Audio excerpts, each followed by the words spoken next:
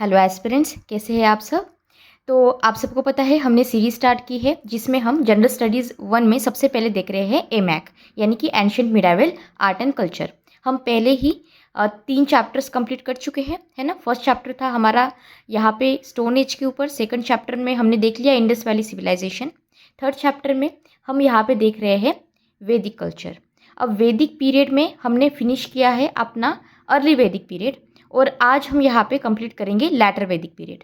तो हम जल्दी से यहाँ पे रिवाइज कर लेते हैं कि कौन से क्वेश्चंस मेंस से यहाँ पे आपको आए हैं। मैंने आपको प्रीवियस लेक्चर में बताया था कि यहाँ पे यूपीएससी अपना अटेंशन थोड़ा शिफ्ट कर रहा है व्हेन इट कम्स टू एमैक, जिसमें पर्टिकुलरली यहाँ पे क्वेश्चंस पूछे जा रहे हैं वैदिक एज से, राइट। तो यहाँ पे रिसेंटली 2024 में क्वेश्चन पूछा गया था जो हमने देखा था। 10 मार्क्स के लिए ये क्वेश्चन आया था। क्वेश्चन में बोला गया है underline the changes in the field of the society and economy. अब जब हम यहाँ पे नोट्स के थ्रू इन्फॉर्मेशन को पढ़ रहे थे तब आपको पता होगा हमने सोसाइटी के साथ साथ इकोनॉमी भी देखा और जो बाकी के डायमेंशंस यहाँ पे इंक्लूड थे हमने वो भी देखे हैं। पर हमने वो किसके देखे हैं? अर्ली वैदिक पीरियड यानी कि ऋग्वैदिक पीरियड के। अब हम आज जो देखने वाले हैं वो ये वाला पार्ट देखने वाले हैं जो कि है लैटर वैदिक पीरियड। तो अब हम क्या कर रहे हैं, अपने आप को ट्रेन कर रहे हैं कि मुझे जो क्वेश्चन में चीज़ें पूछी है उसे भी कवर कर लूँ, इसके साथ साथ मैं बाकी के डायमेंशंस भी कवर कर लूँ, जिससे कि अगर मुझे क्वेश्चन आता है then I will be comfortable enough to solve that answer, right, solve that question. अब क्वेश्चन नंबर 2023 का देख लीजिए क्या पूछा था। बोला है what are the main features of the Vedic society and religion. तो सोसाइटी और रिलीजन के ऊपर यहाँ पे हमारा फोकस होना चाहिए इस पर्टिकुलर क्वेश्चन में। Second part of the question ये कहता है do you think some of the features are still prevailing in the society. और हमें आंसर पता है, हाँ कुछ ऐसी चीज़ें हैं जो यहाँ पे मतलब कुछ ऐसे फीचर्स हैं जो यहाँ पे प्रिवेल कर रहे हैं हमारी इंडियन सोसाइटी में।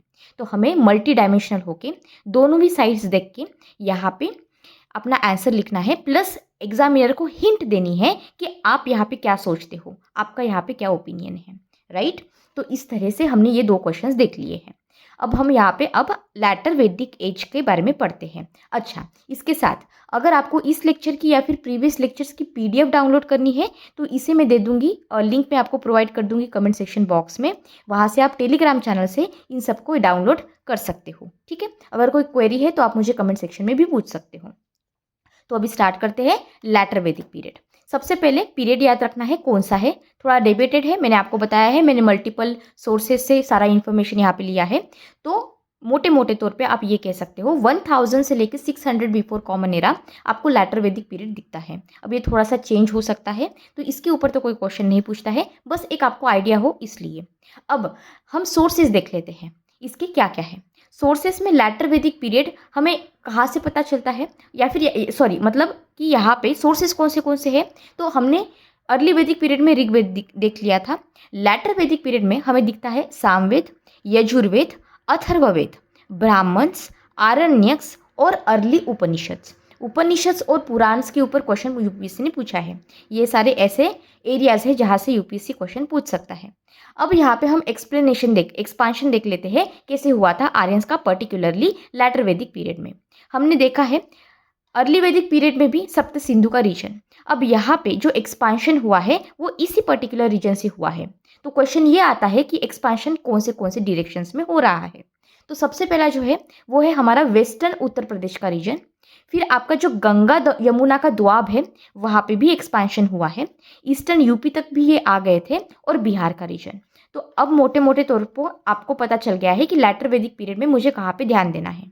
ओके, अब ये जो रीजन्स है ये अपने दिमाग में रखिए क्योंकि जैसे जैसे हम यहाँ पे आगे बढ़ेंगे वैसे वैसे चीज़ों को आपको याद रखना है और ये आपको चीज़ें लिंक करने में बहुत हेल्प करेगा। अब रीजंस देख लेते हैं कि एक्सपांशन के क्या थे। सबसे पहला रीज़न तो ये है कि यहाँ पे आयरन टूल्स का यूज़ शुरू हो गया था। अब ये कैसे हुआ है ये अभी बताती हूँ मैं। अब आयरन टूल्स जो है इसे हम कृष्णा आयास भी कहते हैं, ओके। अब यहाँ पे जो ये आयरन टूल्स है मेनली इसका यूज़ किया गया फॉरेस्ट को क्लियर करने के लिए और एग्रीकल्चर का एक्सपांशन करने के लिए। तो अगर कैरेक्टरिस्टिक देखे जाए लैटर वैदिक एज के पर्टिकुलरली तो यहाँ पे हमें परमानेंट सेटलमेंट को बढ़ावा दिखा हुआ दिखता है क्योंकि पहले भी परमानेंट सेटलमेंट था पर यहाँ पे ये क्या हुआ, इंक्रीज हो गया। उसके बाद आपको एग्रीकल्चर दिखता है, यहाँ प्रिंसिपल ऑक्यूपेशन, क्योंकि अर्ली वैदिक पीरियड में हमने पैस्टोरल सोसाइटी देखी थी, वहाँ पे कैटल वेल्थ होती है ये हमने समझा था। लेकिन यहाँ पे शिफ्ट आपको समझ में आ रहा होगा और डिफरेंस भी समझ में आ रहा होगा। डिफरेंस आपको इसलिए बता रही हूँ क्योंकि हो सकता है कि यूपीएससी नेक्स्ट टाइम ये पूछ ले कि अर्ली वैदिक पीरियड और लैटर वैदिक पीरियड में क्या डिफरेंस आपको दिखता है, और ये जो डिफरेंस है या फिर जो एक चेंज हुआ है, क्या इसमें से कोई ऐसे फीचर्स है जो आपको प्रेजेंट लाइफ में दिखते हैं। हो सकता है कुछ भी लिंक करके क्वेश्चन पूछ सकते हैं, दैट इज़ वाई मैं आपको यहाँ पे बता रही हूँ। तो थोड़ा सा आपको यहाँ पे उस डायमेंशन में सोचना होगा। अब नेक्स्ट बात कर रहे हैं ये टेरिटोरियल किंगडम्स की, जो यहाँ पे इसी पीरियड में लैटर वैदिक पीरियड में इमर्ज हुए हैं। पॉलिटिकल पावर यहाँ पे हेरिडेटरी बन गई, वर्ना सिस्टम यहाँ पे ज़्यादा रिजिड बन गया, बहुत सारे सैक्रिफाइसेस आए, जैसे कि राजसूया यज्ञ, जिसे हम राजसूया भी कहेंगे, अश्वमेधा जो हम रामायण देखते हैं, है ना, रामायण में यहाँ पे अश्वमेधा का आपको थोड़ा बहुत रेफरेंस आई थिंक आइडिया होगा। देन वाजपेय, और ये सारे इंपॉर्टेंट यहाँ पे बन गए, तो मतलब सैक्रिफाइसेस बढ़े। इसके साथ साथ हमें दिखता है ब्राह्मणिकल डोमिनेंस, ये भी ज़्यादा बढ़ गया। लैटर वैदिक की लिटरेचर देख लीजिए, ऋग्वेद है, सामवेद है, यजुर्वेद है और अथर्ववेद है। अब इसमें कुछ संहिताज है। अब संहिताज का मतलब क्या होता है वो समझ लीजिए। देखो, संहिताज ब्राह्मण्स, अरण्यक्स और उपनिषद, सारे के मतलब आपको पता होने चाहिए। संहिता मतलब कलेक्शन होता है वैदिक हाइम्स और मंत्रास का, बस ये हो गई संहिता। ब्राह्मण्स क्या है, ब्राह्मण्स मतलब वो ब्राह्मण क्षत्रिय वगैरह वो नहीं है, ये वाला ब्राह्मण अलग है। ब्राह्मण्स का मतलब यहाँ पे होता है ऐसे प्रोस टेक्स्ट जो एक्सप्लेन करते हैं कि रिचुअल्स क्या होने चाहिए, किस तरह से हम यहाँ पे सैक्रिफाइसेस करेंगे। और जो ये ब्राह्मण्स है ये हर एक वेदा से आपको एसोसिएटेड मिलेंगे, ये कनेक्टेड है। ओके, एग्जाम्पल के लिए बताती हूँ, आत्रेय ब्राह्मण, ठीक है, शतपथा ब्राह्मण, ठीक है, तैत्रीय ब्राह्मण और पंचविंसा ब्राह्मण। तो इस तरह से ये सारी चीज़ें अब ये तो आपको रटनी होगी, और पर्टिकुलरली ये जो स्पेलिंग्स है तो आप ये लिख लेना, लिख लिख के याद करना, क्योंकि स्पेलिंग्स पता होनी चाहिए। अब इसमें अरण्यक समझते हैं।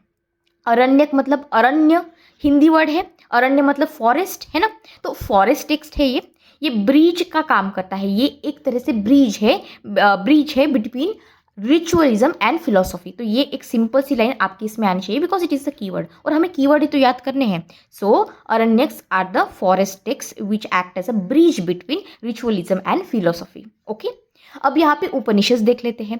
उपनिषद कुछ नहीं है, बस एक फिलोसॉफिकल टेक्स्ट के जैसा होता है। यहाँ पे एम्फोसिस किया गया है ब्राह्मण, आत्मन, कर्मा, मोक्षा और रिबर्थ के ऊपर। ओके, ये कीवर्ड्स याद रहेंगे। ऑलराइट, अब यहाँ पे हम पेंटेड ग्रे वेयर यानी कि पीजीडब्ल्यू कल्चर के बारे में पढ़ लेते हैं। ओल्ड एनसीईआरटी में इसके ऊपर ज़्यादा इन्फॉर्मेशन दी गई थी, इसे हम नहीं छोड़ सकते। अब देखो, अप्रॉक्सीमेटली जो टाइम पीरियड है ये आपका आता है 1200 to 600 before common era. Commonly ये एसोसिएट करता है आपका लैटर वैदिक पीरियड से। डिस्ट्रीब्यूशन कहाँ कहाँ पे मिलता है हमें, वेस्टर्न यूपी का जो रीजन है वो, इसके साथ साथ हरियाणा, पंजाब, राजस्थान और दिल्ली। अब फीचर्स देख लेते हैं। फीचर्स ये है कि यहाँ पे फाइन ग्रे पॉटरी मिलती है with black painted geometric design, और यही आपको लिखना है। सिंपल है और यही कीवर्ड्स का कलेक्शन है जो यहाँ पे डिस्क्राइब करता है इस फीचर को। क्या बोलेंगे आप कि ये एक तरह का फाइन ग्रे पॉटरी है with that of the black painted geometric design. ये एसोसिएट करता है अपर गैंजेटिक गंगा यमुना दोआब से। ये लिंक करता है लैटर वैदिक पीरियड से, ये तो आपको समझ में आ गया होगा। प्लस हमें यहाँ पे एविडेंस दिखता है of the settled village and early use of the iron. अब आयरन का क्वेश्चन यूपीएससी ने प्रीलिम्स में 2-3 बार पूछा है, और इन्होंने ये क्वेश्चन एसोसिएट करा था इंडस वैली सिविलाइजेशन के साथ। तो हो सकता है next time letter Vedic period के साथ एसोसिएट करके पूछ ले, तो याद रहेगा आपको। ठीक है, अब लैटर वैदिक एज में इकोनॉमी, सोसाइटी और एडमिनिस्ट्रेशन कैसे रहा है वो देख लेते हैं। पॉटरी कल्चर्स को क्रोनोलॉजी में समझ लेते हैं। सबसे पहले जब हम नियोलिथिक पीरियड की बात करते हैं, क्योंकि वहाँ से तब तक पॉटरी आ चुकी थी, तो नियोलिथिक पीरियड की हमें हैंडमेड ग्रे वेयर वाली पॉटरी मिलती है। फिर चैल्कोलिथिक पीरियड आता है, या फिर आप मेटल एज बोल दीजिए, वहाँ पे आपको ब्लैक एंड रेड वेयर वाली, जिसे हम BRW भी कहते हैं, वो मिलती है। बस कलर्स चेंज हो रहे हैं, थोड़े बहुत फॉर्म चेंज हो रहे हैं, पर ये जो कीवर्ड्स है ये आपको पता होना चाहिए। इसके बाद आपका आता है ऑकर कलर्ड पॉटरी, जिसे हम OCP कहेंगे। ये कल्चर। फिर आता है आपका मैच्योर हड़प्पन पीरियड और later Harappan period. Lower Harappan period की बात हम यहाँ पे नहीं करेंगे। मैच्योर हड़प्पन पीरियड में हमें रेड वेयर, जो भी बहुत ही वेल फायर्ड था, और पेंटेड पॉटरी मिलती है। लैटर हड़प्पन पीरियड में फिर से वही ओसीपी यानी कि ऑकर कलर्ड पॉटरी मिलती है, या फिर आप रेड वेयर भी बोल सकते हो। ऑकर का कलर थोड़ा सा रेड ही आता है, आप एक बार देख लेना इंटरनेट पे।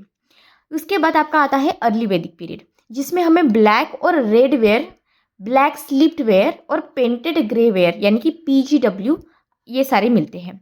लैटर वैदिक पीरियड में, जिसे हम महाजनपदा भी कहेंगे, यहाँ पे आपको मिलता है नॉर्दर्न ब्लैक पॉलिश्ड वेयर, जिसे हम कहते हैं NBPW। तो मुझे ये कहना है कि इसके ऊपर ज़्यादा ध्यान दो, ठीक है। लैटर वैदिक पीरियड या फिर महाजनपदा में क्या मिलेगा आपको? Northern black polished where. तो याद रहेगा आपको, पीजीडब्ल्यू लैटर वैदिक पीरियड में था, और जो NPBW है ये आपको महाजनपदा और मॉडर्न एज में भी मिल जाता है। अब आयन फेज के बारे में थोड़ा बहुत पढ़ लेते हैं। इसमें हुआ है इंट्रोडक्शन आयन का। आयन यहाँ पे बहुत इंपॉर्टेंट बना, और अराउंड क्या है time period? 1000 before common era. इसमें इसे बोला जाता है सम्य अयास और कृष्ण अयास, 2 कीवर्ड्स एसोसिएट हो गए। अब इनिशियली ये यूज़ किया गया था वेस्टर्न, जो गंगा यमुना का द्वाब है वो रीजन। बाद में ऑफकोर्स ये स्प्रेड होगा, तो कहाँ पे स्प्रेड हुआ? हमारे ईस्टर्न उत्तर प्रदेश और विदेहा में। विदेहा कहाँ पे है? जो नॉर्थ, अभी प्रेजेंट डे में जो नॉर्थ बिहार है हमारा, वहाँ पे उसे यहाँ पे विदेहा कहा जाता था। इंपॉर्टेंस क्या है आयन की? आप थोड़ा सा लॉजिकली अब समझ सकते हो, रटना तो नहीं है। आयन आया मतलब क्या होगा? यहाँ पे टूल्स बनेंगे, right. So better weapons were manufactured, tools भी एग्रीकल्चर के लिए, जिससे कि हम फॉरेस्ट क्लियर कर पाएंगे। अगर फॉरेस्ट क्लियर होगा तो फिर हम एग्रीकल्चर एक्सपांड कर पाएंगे, एग्रीकल्चर रैपिडली एक्सपांड होगा, फिर परमानेंट सेटलमेंट्स भी इंक्रीज होगी, और यहाँ पे बेटर वेपन्स बन रहे हैं, मैन्युफैक्चर्ड हो रहे हैं, यानी कि लार्ज टेरिटोरियल किंगडम्स भी यहाँ पे इमर्ज होंगे। आई होप ये आयन का सिग्निफिकेंस आपको समझ में आ गया होगा, क्योंकि जन का हमने अब तक देखा जन का अब बनेगा महाजन। समझ में आया? तो महाजनपद का यहाँ पे जो स्वरूप है वो चेंज हो रहा है, और इसलिए आयन का इंपॉर्टेंस बैकग्राउंड में कैसे था ये आपको समझना ज़रूरी है। आई होप ये पॉइंट आपको क्लियर हो गया है। अब हम यहाँ पे नए ऑक्यूपेशंस क्या है वो देख लेते हैं। ऑक्यूपेशंस में लैटर वैदिक पीरियड में आता है आपका आयन स्मिथ, क्योंकि आयन तो आ गया है, यानी कि फिर आयन स्मिथ ही होगा। कॉपर तो पहले ही था, तो कॉपर स्मिथ भी है, स्मेल्टर्स है, carpenters, potters, weavers and leather workers. तो ये लॉजिकली 2-3 पॉइंट्स तो आपको ऐसे ही याद रहेंगे। अब पॉटरी जो है आयन एज के टाइम पे कैसी थी? तो 4 इंपॉर्टेंट वेयर्स यहाँ पे थे, black and red ware, black slipped ware, painted grey ware यानी कि पीजीडब्ल्यू जो बहुत ही कॉमन है, और रेड वेयर। बाद में यहाँ पे आता है आपका इंपॉर्टेंट वाला नॉर्दर्न ब्लैक पॉलिश्ड वेयर। अब इसमें हम एग्रीकल्चर, सोसाइटी और इकोनॉमिक जो इकोनॉमी है उसका डायमेंशन देख लेते हैं, एग्रीकल्चर का भी। सबसे पहले एग्रीकल्चर देखते हैं लैटर वैदिक पीरियड में कैसा था। मेजर फीचर्स में जो एग्रीकल्चर है ये चीफ ऑक्यूपेशन बन गया, जैसे हमने ऊपर देखा। आयरन टूल्स ने यहाँ पे फॉरेस्ट क्लियर करने में हेल्प किया। वुडन प्लॉज वाइडली यूज हुए। इसके साथ साथ जो ऑक्सन है इसे यूज किया गया प्लॉइंग के लिए।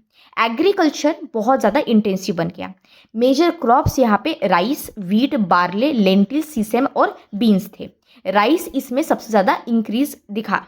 इसके बाद यहाँ पे आता है एग्रीकल्चरल रेफरेंस, इसमें आता है सतपथा ब्राह्मण। अब यहाँ पे ये एसोसिएटेड पॉइंट आपको याद रखना है।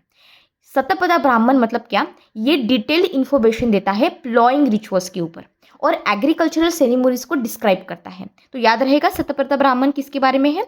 ओके, अब यहाँ पे देख लेते हैं कि इकोनॉमी कैसी थी हमारी लैटर वैदिक पीरियड की। आपको समझ में आ रहा है, हम एक एक डायमेंशंस देख रहे हैं, और अगर पेपर में आपको पूछ ले तो आपको क्या करना है, हर बहुत सारे पॉइंट पहले तो प्रोड्यूस करने हैं और पॉइंट्स को डायमेंशंस के थ्रू दिखाना है with that of the examples, और रेलेवेंट कीवर्ड्स आपको आपके आंसर में डालने हैं। यही आपके दिमाग में होना चाहिए जब भी आप कोई भी एग्जाम का या कोई भी सब्जेक्ट का यहाँ पे प्रिपरेशन कर रहे हो। समझ में आया? सिंपल कीवर्ड्स होंगे लेकिन रेलेवेंट कीवर्ड्स होंगे, प्लस यहाँ पे आप बहुत सारे पॉइंट्स को जनरेट करेंगे ऑर्डरली फैशन में, स्ट्रक्चर्ड वे में। तो आपको आपकी थिंकिंग भी वैसी रखनी है, आपको आपकी नोट्स भी वैसे ही स्ट्रक्चर्ड इसमें रखने हैं।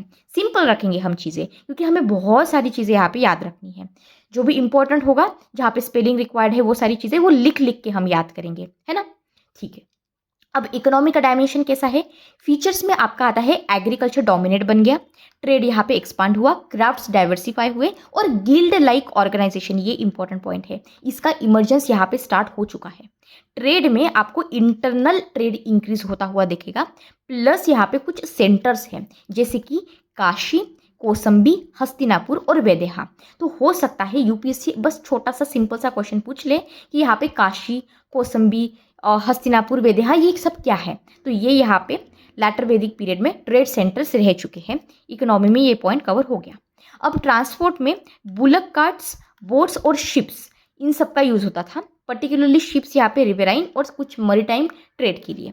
करेंसी में कोई कॉइन्स यहाँ पे यूज़ नहीं हुए हैं, ठीक है। कॉइन्स का ये पॉइंट अच्छे से याद रहना चाहिए, और आप जब यहाँ पे इकोनॉमी का पॉइंट व्यू दे रहे हो इसमें ये पॉइंट ऑफकोर्स आएगा। इसमें बाकी के ऑब्जेक्ट्स यूज़ हुए, कौन से, तो ये आपको रटे हुए होनी चाहिए।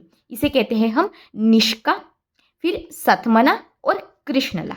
ओके, ये यहाँ पे मेनली गोल्ड पीसेस या फिर वेट्स के जैसे थे, कोई रेगुलर मिंटेड कॉइन्स यहाँ पे हमें नहीं दिखते हैं। क्राफ्ट्स में आप यहाँ पे ज्वेलरी बनाते हैं, ज्वेलरी, पॉटरी, वेवी, कारपेट्री प्लस लेदर वर्क और मेटल वर्क। अब ये थोड़ा सा स्टेटमेंट के फॉर्मेट में कहीं पे पेरिफेरल लैंग्वेज नॉलेज आपको होना चाहिए। अब यहाँ पे वर्ण सिस्टम देख लेते हैं जो बहुत इंपॉर्टेंट है जब भी हम बात करते हैं लैटर वैदिक पीरियड की। ये थोड़ा सा पहले तो ये जो फ्लेक्सिबल ऑक्यूपेशनल सिस्टम थी ग्रेजुअली उसमें चेंजेस हुए और फिर फाइनली ये बन गया हेरिडेटरी। तो ये समझ में आता है मुझे कि जो एक दौर पे फ्लेक्सिबल ऑक्यूपेशनल सिस्टम हुआ करती थी उसे आपने ग्रेजुअली चेंज करके हेरिडेटरी बना दिया। अब 4 वर्णास यहाँ पे आते हैं जो आपको पता है, ब्राह्मण, क्षत्रिय, वैश्य और शूद्र। ब्राह्मण में पर्टिकुलरली कौन से लोग आएंगे? प्रीस्ट आएंगे, सही बात है। इसके साथ साथ जो टीचर्स और रिचुअल स्पेशलिस्ट होते हैं वो भी आएंगे। क्षत्रिय में आपके किंग्स है प्लस वॉरियर्स एंड एडमिनिस्ट्रेटर्स भी आएंगे। वैश्य में कौन कौन आएंगे? एग्रीकल्चर, ट्रेड, कैटल रियरिंग और जो मेन टैक्स पेयर्स है वो सारे। और शूद्र में आपको सर्विस प्रोवाइडर्स, एग्रीकल्चरल लेबरर्स और क्राफ्ट्समैन ये सारे मिलेंगे। ये पॉइंट अच्छे से याद रखना है, बस एक एक एग्जाम्पल याद नहीं रखना है, कम से कम 3 एग्जाम्पल्स यहाँ पे हर इससे याद रखने हैं। इंपॉर्टेंट चेंजेस यहाँ पे क्या हुए हैं compare to the early Vedic period? तो सबसे पहले तो ये है कि जो बर्थ था ये यहाँ पे बेसिस बना वर्ना का। तो अर्ली वैदिक पीरियड में यहाँ पे ये चीज़ नहीं थी, लैटर वैदिक पीरियड में ये हुई। तो कन्फ्यूजन क्रिएट नहीं करना इसमें। बर्थ कहाँ पे दिख रहा है आपको? अर्ली वैदिक पीरियड में नहीं दिख रहा है, लैटर वैदिक पीरियड में दिख रहा है, ठीक है। So birth become the basis of the varna. Plus यहाँ पे जो सोशल मोबिलिटी थी ये डिक्लाइन हो गई। पहले तो थोड़ी बहुत पॉसिबल थी, राइट ऐसा मत, थोड़ा एब्सोल्यूट स्टेटमेंट्स यूज़ नहीं करनी है, फ्लेक्सिबल थोड़ा सा वेग स्टेटमेंट ही यूज़ करना, ठीक है। तो इसमें क्या हुआ, सोशल मोबिलिटी कम हो गई। ब्राह्मण्स यहाँ पे इन्होंने ज़्यादा अथॉरिटी मिला ली, पाली। प्लस यहाँ पे जो शूद्रास थे इन्होंने बहुत सारे रेस्ट्रिक्शंस फेस किए। अब इसमें वीमेन की कंडीशन समझना ज़रूरी है क्योंकि वीमेन के ऊपर क्वेश्चन आ सकता है। Explain the state of women in later Vedic period, या फिर ऐसा पूछ सकते हैं कि वीमेन की जो कंडीशन है अर्ली वैदिक पीरियड में कैसी थी, लैटर वैदिक पीरियड में वो कैसी हुई, और आपको क्या लगता है व्हाट इज द, मतलब अभी भी ऐसी कौन सी चीज़ें हैं जो आपको प्रेजेंट सिनारियो में भी दिखती है। बन गया क्वेश्चन, है ना। तो इसलिए हमें ये पता होना चाहिए। वीमेन में सबसे पहली बात तो ये है कि जो इनका स्टेटस था as compare to the early Vedic period वो यहाँ पे डिक्लाइन हुआ है।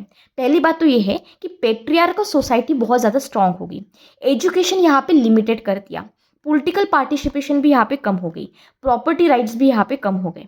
फिर यहाँ पे गोत्रा की बात करते हैं। अच्छा, यहाँ पे विमेन के ऊपर मैं ज़्यादा मटेरियल आपको प्रोवाइड करूँगी, डोंट वरी अबाउट दैट।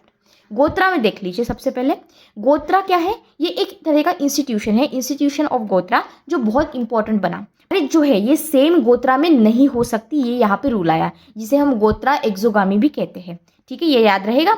अब हम आश्रम सिस्टम के बारे में पढ़ लेते हैं। जो आइडियल लाइफ है इसे इन्होंने यहाँ पे 4 स्टेजेस में डिवाइड किया है। तो आश्रम सिस्टम क्या होता है, आपकी जो लाइफ है उसे आप 4 सिस्टम में, मतलब आइडियली क्या होना चाहिए लाइफ में वो इसे ऐड करना। तो सबसे पहले आता है ब्रह्मचर्य जिसे हम कहते हैं स्टूडेंट लाइफ, फिर आता है गृहस्थ जिसे हम कहते हैं हाउस होल्डर, फिर हम इसे कहते हैं वनप्रस्था जिसे कि फॉरेस्ट ड्वेलर और रिटायर्ड लाइफ का नाम दिया गया है, और फिर संन्यासा जिसे हम कहते हैं रिनंसिएशन। तो यहाँ पे ये याद रखना है 4 आश्रम सिस्टम कौन से है, तो ये है, ठीक है। आश्रम सिस्टम यहाँ पे डेवलप ग्रेजुअली हुए हैं लैटर वैदिक पीरियड में, और बाद में इसे एलैबोरेट किया गया था धर्मशास्त्र लिटरेचर में। तो ये पॉइंट आपको यहाँ पे याद रखना है। एडमिनिस्ट्रेटिव सिस्टम देख लेते हैं। पॉलिटिकल चेंजेस हुए हैं, ट्राइबल ऑर्गेनाइजेशन ट्रांसफॉर्म हुई है टेरिटोरियल किंगडम्स में। जो स्टेट थे, स्टेट को हम यहाँ पे राष्ट्र कहेंगे, राष्ट्र या फिर स्टेट इमर्ज हुए। किंगशिप जो होती है ये यहाँ पे हेरिडेटरी बन गई, और किंग की अथॉरिटी यहाँ पे कंसिडरेबली बढ़ी। असेंबलीज में आपको सभा दिखती है जो कंटिन्यू यहाँ पे भी की, पर इसमें नोबल्स ने डोमिनेट कर दिया। समिति में जो थी समिति, पहले अर्ली वैदिक पीरियड में हमने समिति देखी थी, वीमेन भी इसे यहाँ पे अटेंड करती थी, लेकिन ये सब लॉस्ट हो गई। इसके साथ साथ जो विधाता है ये भी डिसअपियर हो गया। अब इसमें कुछ नए फीचर्स आए, जैसे कि जो किंगडम है वो बड़े हो गए, टैक्सेशन यहाँ पे बढ़ गया, परमानेंट एडमिनिस्ट्रेशन डेवलप हुआ, ऑफिशियल भी यहाँ पे इंक्रीज हुए नंबर्स में, और रॉयल रिचुअल्स एनहांस हुए किंग्स के प्रेस्टीज में। अब इंपॉर्टेंट टर्म्स में राष्ट्र याद रहेगा आपको। It is a first clear appearance in the latter Vedic period. Significant ये सिग्निफाई करता है टेरिटोरियल स्टेट। ठीक है, सिर्फ ट्राइब नहीं है, अभी ये टेरिटोरियल स्टेट बन चुका है। इंपॉर्टेंट यूपीसी वन लाइनर से यहाँ पे मैंने बॉक्स में दे दिए हैं। अब लैटर वैदिक पीरियड का एडमिनिस्ट्रेशन और सोसाइटी देख लेते हैं। एडमिनिस्ट्रेशन में क्या लिखेंगे हम? सबसे पहले बात करेंगे नेचर ऑफ किंगशिप कैसा था। किंगशिप यहाँ पे हेरिडेटरी बन गया। अब इसमें इंपॉर्टेंट बात यह है कि जो ट्राइबल चीफ है इसे हम कहते थे राजन, ये ग्रेजुअली टेरिटोरियल किंग बन गए। जो किंग की अथॉरिटी है ये भी यहाँ पे इंक्रीज हुई, and he was sometimes address as a सम्राट। सम्राट का मतलब क्या होता है? Supreme ruler. Theory of kingship में यहाँ पे किंग ने मेजर रॉयल सैक्रिफाइसेस करना शुरू कर दिया। अब ये क्यों कर रहे थे? क्योंकि ये चाहते थे कि लोगों को समझ में आए कि ये अपना पॉलिटिकल लेजिटिमेसी यहाँ पे दिखा रहे हैं। इंपॉर्टेंट रॉयल सैक्रिफाइसेस में आपका राजसूया, अश्वमेधा और वाजपेया, ये 3 रिचुअल्स थे जो करने से क्या होता था, किंग की जो पोजीशन थी वो स्ट्रांग हो जाती थी, पॉलिटिकली भी और रिलीजियस भी। ठीक है, तो पॉलिटिकल अथॉरिटी तो है आपके पास, ये आपने कर लिए सैक्रिफाइसेस, फिर आपके पास रिलीजियस लेजिटिमेसी भी आ गई। ठीक है, तो मतलब कि किंग की पोजीशन स्ट्रांग हो गई। टैक्सेशन में यहाँ पे टैक्सेशन कौन सा लिया जाता था? तो बाली लिया जाता था। तो ये तो पहले होता था, जिसे हम वॉलेंटरी गिफ्ट के जैसे देखते थे, लेकिन बाद में क्या हुआ, ये जो बाली है ये कंपल्सरी ट्रिब्यूट बन गया। रेगुलर टैक्सेशन सिस्टम फिर यहाँ पे डेवलप हो गई। अब अर्ली वैदिक पीरियड और letter Vedic period, I hope कैसा चेंज हुआ है ये आपको समझ में आ गया। पॉलिटिकल असेंबलीज में सभा कंटिन्यू हुई, समिति और विधाता यहाँ पे डिक्लाइन हुई, और यहाँ पे ये विधाता डिसअपियर हो गई। वीमेन ने ग्रेजुअली जो पार्टिसिपेशन था ये सभा और समिति में ये भी कम हो गया। इमरजेंस कैसा हुआ स्टेट में? ट्रांजिशन देख लेते हैं। पहले तो जन, जिसे हम ट्राइब कहेंगे, उससे ये बन गया जनपद, यानी कि territorial kingdom. So towards the end of the latter Vedic period हमें क्या दिखता है? जो बड़े बड़े टेरिटोरियल स्टेट्स थे ये इमर्ज हुए हैं, और इवेंचुअली यहाँ पे चीज़ें बढ़ती गई, और यहाँ पे जना का जनपद बना, और जनपद का क्या बन गया? महाजनपद बन गया। ठीक है, अब यहाँ पे कुछ मेजर किंगडम्स हैं, जैसे कि कुरु, पंचाला, काशी, कोशाला, विदेहा, गांधारा और केकया। कुरु पंचाला यहाँ पे मेन पॉलिटिकल और कल्चरल सेंटर बन गया लैटर वैदिक पीरियड में। सोसाइटी देख लेते हैं लैटर वैदिक पीरियड की कैसी रही है। इसमें वर्ण सिस्टम हेरिडेटरी है, रिजिड है और बर्थ बेस्ड है। 4 वर्ण ये सारे हैं, ब्राह्मण, क्षत्रिय, वैश्य और शूद्र। अब यहाँ पे उपयाना क्या होता है ये देख लो। तो सिर्फ पहले 3 वर्ण जो है, ठीक है, ये यहाँ पे उपयाना से जाते हैं, यानी कि सेक्रेड थ्रेड सेरेमनी। शूद्रास को यहाँ पे इंक्लूड नहीं किया गया था, ये बहुत इंपॉर्टेंट पॉइंट यहाँ पे बनता है। गोत्रा में ये जो एक न्यू इंस्टीट्यूशन है ये हमने अभी देखा, ये इंपॉर्टेंट बना है, पर्टिकुलरली जब हम मैरिज की बात करते हैं गोत्र हेक्सोमानी की, उसकी। विमेन की हमने यहाँ पे पोजीशन देख ली है। स्टेटस तो डिक्लाइन हुआ है, यहाँ पे इनकी पेट्रियार्की भी स्ट्रांग हुई है, प्रॉपर्टी के राइट्स भी इनसे निकाल दिए गए, एजुकेशन भी यहाँ पे इनको लिमिट कर दिया, और पॉलिटिकल पार्टिसिपेशन की तो बात करिए ही मत। तो ये सारी चीज़ें विमेन के साथ हुई। आश्रम सिस्टम में ये सारे आश्रम सिस्टम हमने देख लिए, तो रिवीजन हो गई है। ठीक है, ऑलराइट। अब रिलीजन में क्या है लैटर वैदिक पीरियड के? रिलीजन यहाँ पे इंक्रीजिंगली रिचुअलिस्टिक बना है। ओके। यहाँ पे जो सिंपल प्रेयर्स हुआ करती थी, अब यहाँ उसने चेंज कर दिया अपना नेचर, जिसमें एलैबोरेट सैक्रिफाइसेस हुए जिसे हम कहते हैं यज्ञास। यज्ञास के ऊपर यूपीएससी ने प्रीलिम्स में क्वेश्चन पूछा है। इसके बाद प्रिस्ली रिचुअल्स बढ़े और सेरेमनीज भी बढ़ी, तो ये सारी चीज़ें डोमिनेंट बनी। प्लस यहाँ पे जो पहले के गॉड थे कुछ, उनमें डिक्लाइन दिखा, जैसे कि इंपॉर्टेंट डिक्लाइन हमें इंद्र और अग्नि में दिखा, इंपॉर्टेंट इंक्रीज हमें दिखा प्रजापति, रुद्र और विष्णु में। जो ब्रह्मा है ये यहाँ पे इंपॉर्टेंट बन गए थे। सैक्रिफाइसेस को हम यहाँ पे यज्ञ कहते हैं। यज्ञ जो है ये सेंट्रल फिगर बना रिलीजन का। डोमेस्टिक सैक्रिफाइसेस और पब्लिक सैक्रिफाइसेस, ये दो चीज़ें यहाँ पे की जाती है। कभी कभी जो एनिमल सैक्रिफाइसेस है ये भी इसे यहाँ पे परफॉर्म किया जाता है। यहाँ पे प्रीस्ट में राइज दिखा है। ब्राह्मण यहाँ पे इंक्रीजिंगली पावरफुल बना है, क्योंकि because only they could conduct the complex rituals. Philosophical reaction देखते हैं। पहले तो जो लैटर वैदिक पीरियड है हमारा, उसके एंड में क्या हुआ, यहाँ पे उपनिषद्स आए। अब उपनिषद्स ने मेनली यहाँ पे पता है क्या किया, जो एक्सेसिव रिचुअलिज्म यहाँ पे लैटर वैदिक पीरियड में चल रहा था उसे यहाँ पे क्रिटिसाइज किया। सैक्रिफाइस ओरिएंटेड जो रिलीजन थे उसे भी यहाँ पे क्रिटिसाइज किया। इन्होंने यहाँ पे एम्फोसाइज किया जो उपनिषद है, आत्मा, ब्रह्मा, नॉलेज जिसे हम जना कहेंगे, और मोक्ष, इन 4 चीज़ों के ऊपर 4 इंपॉर्टेंट रॉयल सैक्रिफाइसेस देख लेते हैं। सबसे पहले है आपका राजसूया। राजसूया का पर्पस यहाँ पे क्या आता है, इसमें रॉयल कॉन्सिक्रेशन सेरेमनी होती है, यानी कि इस तरह की सेरेमनी जहाँ पे किंग जो है किसी एक पर्टिकुलर चीज़ को अपने आप को डेडिकेट कर रहा है, ऐसे आप समझ सकते हो। फिर यहाँ पे ये कन्फर्म, जैसे ही राजसूया हो गया फिर ये कन्फर्म कर देगा किंग की सॉवर्निटी और पॉलिटिकल प्रेस्टीज को भी बढ़ाएगा। तो ये यहाँ पे पर्पस है राजसूया का। अश्वमेधा के बारे में पढ़ लेते हैं। पर्पस क्या है इसका, किंग को डेमोन्स्ट्रेट करना है अपना इंपीरियल सुप्रीमेसी। कैसे, देखो क्या होगा, लेट से यहाँ पे एक किंग है जिनको अपनी सुप्रीमेसी एस्टैब्लिश करनी है, राइट। तो ये अपना जो हॉर्स है उसे रिलीज करेंगे पूरे 1 साल के लिए। अब इसमें क्या होगा, ये हर एक टेरिटरी से जाएगा, है ना। तो जिस टेरिटरी से ये गया और अगर किसी ने इस घोड़े को रोका नहीं, तो मतलब क्या हुआ, आपने अपनी टेरिटरी से इस घोड़े को जाने दिया, यानी कि आपने एक्सेप्ट कर लिया है किंग की, उस पर्टिकुलर किंग की अथॉरिटी को, ठीक है। अगर आप स्टॉप कर रहे हो, घोड़े को रोक रहे हो, तो फिर वॉर होगा उस जिन्होंने रोका है उसके बीच और जिनका ये हॉर्स जिसने छोड़ा था उनके बीच, ओके।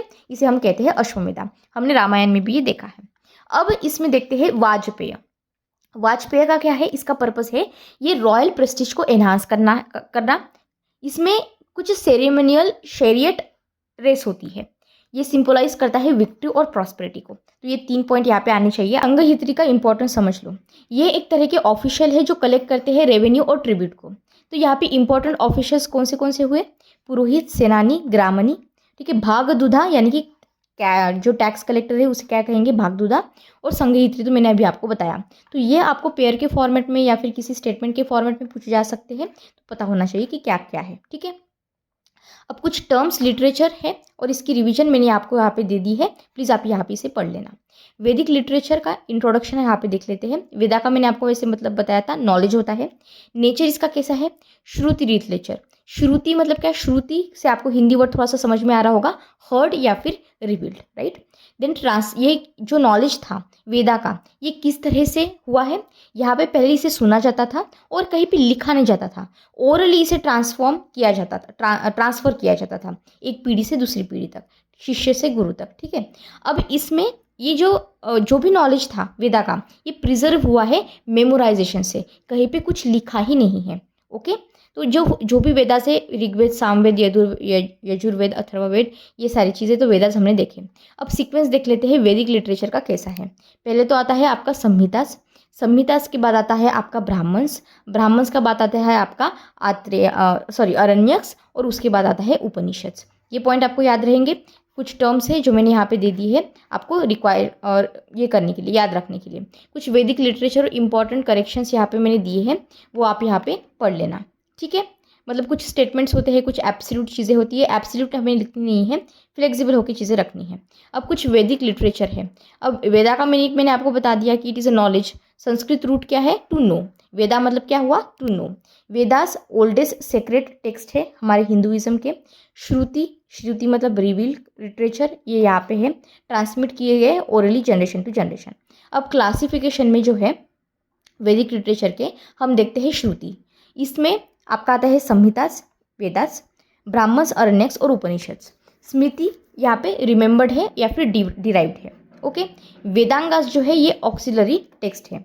टेक्निकली बाद में इसे एसोसिएट किया गया वैदिक स्टडीज से। ओके, अब यहाँ पे ये टेबल दिया हुआ है मैंने अच्छे से चीज़ों को याद रखने के लिए। जैसे कि जब ऋग्वेदा की बात करते हैं, मेन सब्जेक्ट इसका है हाइम्स, प्रीस्ट यहाँ पे है होत्री। ये याद रखनी है information, you never know what they can ask. अब इसमें जो सामवेद है इसमें म्यूजिक और चैंट्स आती है, ठीक है। उद्गत्री यहाँ पे प्रीस्ट रहे थे। देन यजुर्वेद सैक्रिफिशियल फॉर्मूला इसमें दिया हुआ है, मेन सब्जेक्ट इसका मतलब। और यहाँ पे जो है प्रीस्ट जो है वो है वरयू। और फिर बाद में आता है आपका जो अथर्ववेद है, जिसमें चार्म्स, स्पेल्स और मेडिसिन्स के बारे में बात की गई है। ब्रह्मा ये यहाँ पे प्रीस्ट है। ओके, निमोनिक यहाँ पे मैंने दे दिया है। इस तरह से भी आप थोड़ा बहुत इसे याद रख सकते हो, ठीक है। अब इसमें 4 वेदास का डिटेल में मैंने इन्फॉर्मेशन दे दिया है। ये सारा थोड़ा सा आपको फैक्चुअल लगेगा, लेकिन ये पता होना ज़रूरी है। जिसमें यहाँ पे ऋग्वेदा ओल्डेस्ट है। इसमें जो पीरियड है, the oldest layer of Rigveda compose की गई थी 1500 to 1200 before common era. Text को फिर बाद में कंपाइल भी किया गया है सेवरल सेंचुरीज तक। अब इसमें फीचर्स क्या है, ओल्डेस्ट लिटरेरी वर्क है ये इंडिया का। कलेक्शन ऑफ हाइम्स को सुक्तास कहेंगे। यहाँ पे 10 मंडल है, अराउंड 1028 हाइम्स मिलेंगे और 10,600 अप्रॉक्सीमेटली वर्सेस मिलेंगे। नंबर चेंज हो सकते हैं थोड़े बहुत। इंपॉर्टेंट मंडलास में मंडल 3 आपको याद रखना है, क्योंकि इससे हमने गायत्री मंत्र लिया है। यहाँ पे किसने इसे कंपोज किया था, तो ऐसा क्वेश्चन आ सकता है। तो विश्वामित्र है, इन्होंने यहाँ पे इसे कंपोज किया था। और ये सावित्री गॉडेस, इनको यहाँ पे डेडिकेट करते हैं, या फिर गायत्री भी बोल सकते हो आप, सावित्री भी बोल सकते हो। मंडल यहाँ पे 10, इसमें पुरुष सुक्ता यहाँ पे कंटेन करता है। नासदिया सुक्ता जो हमने पहले ही देखा था प्रीवियस लेक्चर्स में, right. Creation of the hymns, यहाँ पे मैरिज हाइम्स भी है और फ्यूनरल के जो हाइम्स होते हैं वो भी है। पुरुष सुक्ता में ये हमने देखा था, ये इंपॉर्टेंट है। पुरुष सुक्ता का क्या है, तो 4 यहाँ पे ओरिजिन हुए हैं, ब्राह्मण, क्षत्रिय, वैश्य और शूद्र, राइट। अब इसमें कुछ रिलेटेड प्रीस्ट है, जैसे कि होत्री। होत्री का क्या है, ये रिसाइट करते हैं, रिसाइट किया था ऋग्वेदिक हाइम्स को ड्यूरिंग द सैक्रिफाइसेस। अब इसमें कुछ हिस्टोरिकल इंपॉर्टेंस है। यहाँ पे ये इन्फॉर्मेशन किस किस चीज़ के ऊपर देते हैं। पहले तो हमें अर्ली वैदिक पीरियड के बारे में, सोसाइटी के बारे में पता चलता है। पॉलिटिकल इंस्टीट्यूशंस कैसी थी वो पता चलता है। रिलीजन, इकोनॉमी, रिवर्स और ट्राइब्स के बारे में पढ़ लेते हैं। सामवेदा क्या है, वेदा ऑफ म्यूजिक भी इसे कहा जाता है। यहाँ पे कलेक्शन है मेलोडीज का, बोरो किया गया था इसे ऋग्वेदा से। और इसमें इतने वर्सेस और कितने ओरिजिनल थे, ये नंबर थोड़ा बहुत चेंज हो सकता है, एक रफ आइडिया आपको रखना है। इंपॉर्टेंस में ये फाउंडेशन बना है हमारे इंडियन क्लासिकल म्यूजिक का, समझ में आया। चैंटिंग ट्रेडिशन यहाँ से ही आया है।